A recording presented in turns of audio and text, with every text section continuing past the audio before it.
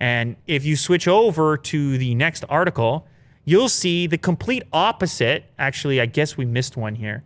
It's on newsshooter.com, and you might not have it there. Okay. Sony Xperia Pro, finally a phone that you can use as an external monitor.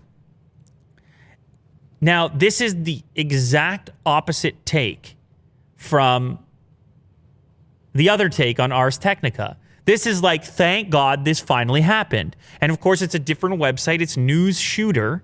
But now you see how for certain applications and certain professionals, it's impossible to find the right things for these type of jobs. And to have this compact package that does this for you, and it's supported and made by the same brand to work together in tandem. Look at that little package. It's a nice rig. It's nice.